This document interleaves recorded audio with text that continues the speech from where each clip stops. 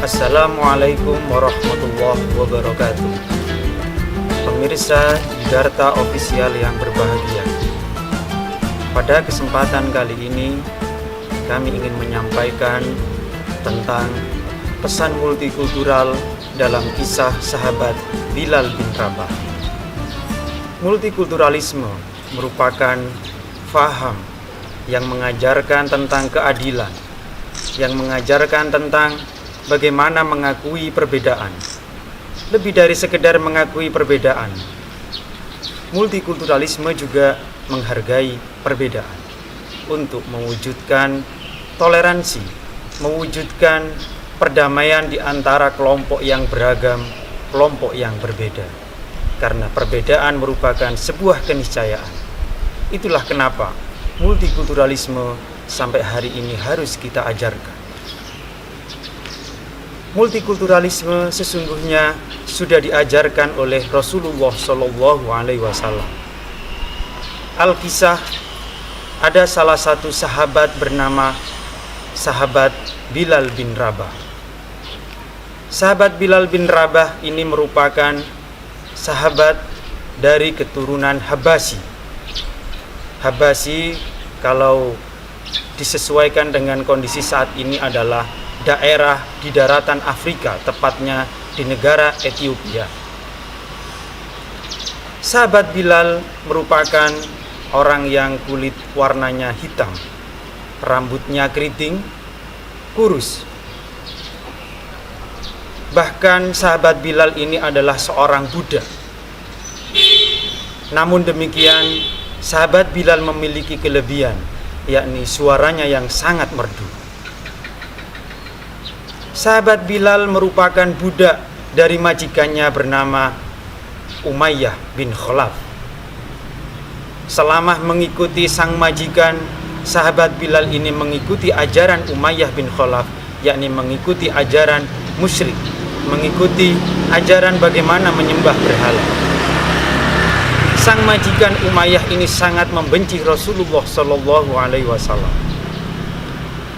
Saking bencinya dengan Rasulullah, sampai kemudian sahabat Bilal ini penasaran, mengapa sang majikan ini sangat membenci Rasulullah. Sampai satu ketika sahabat Bilal ini kemudian menemui Rasulullah. Ketika beliau menemui Rasulullah, singkat cerita pada akhirnya sahabat Bilal masuk Islam untuk mengikuti ajaran yang disampaikan oleh Nabi Muhammad. Setelah masuk Islam,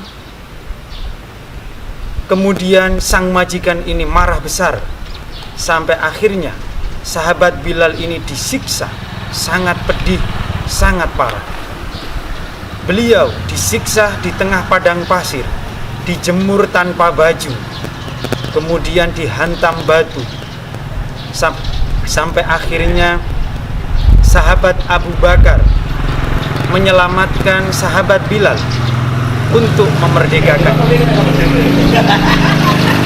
Ketika itu sahabat Abu Bakar memerdekakan sahabat Bilal dari sang majikan.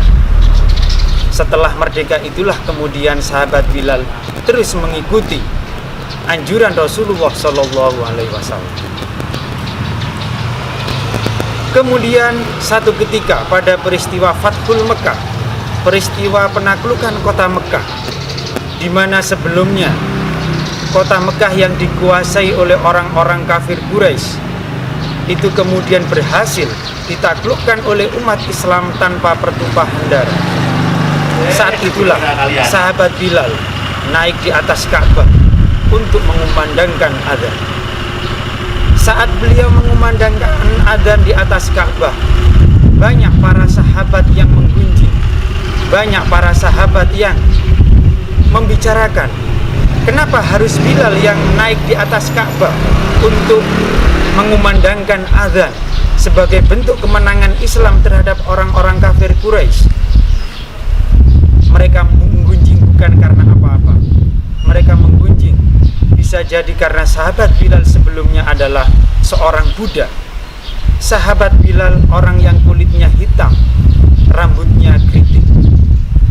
Namun demikian Rasulullah SAW menjawab dengan tegas, biarlah sahabat Bilal yang mengumandangkan adzan sebagai simbol kemenangan Islam di atas Ka'bah.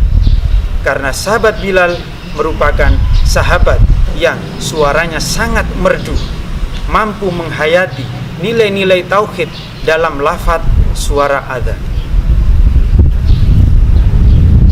Hal ini senada dengan pesan multikultural dalam firman Allah Subhanahu wa taala, "Ya ayyuhan nas, inna khalaqnakum min dzakarin wa unsa wa ja'alnakum syu'uban wa qabaila lita'arafu.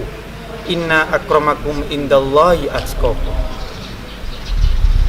Wahai manusia, sesungguhnya aku Tuhan menciptakan di antara kamu laki-laki dan perempuan, menjadikan kamu berbangsa-bangsa dan bersuku-suku, lita'arafu, untuk saling mengenal. Inna akramakum indallahi atqakum. Sesungguhnya yang mulia di sisiku adalah kalian yang bertakwa. Surat ini, ayat ini mengajarkan kepada kita bahwa Islam anti diskriminasi.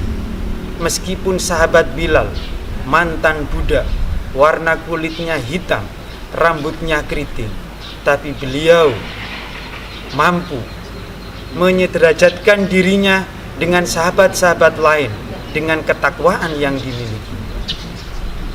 Oleh karena itu, isu rasisme, isu suku, isu agama itu tidak dibenarkan dalam Islam. Bahwa yang mulia di sisi Allah itu adalah hanya karena ketakwaan. Dengan demikian, kita harus selalu menjunjung tinggi nilai-nilai keadilan tanpa memandang latar belakang suku, tanpa memandang latar ras, agama, dan lain sebagainya. Demikian yang dapat kami sampaikan. Wallahul muwaffiq ila aqwamit thoriq. Wassalamualaikum warahmatullahi wabarakatuh.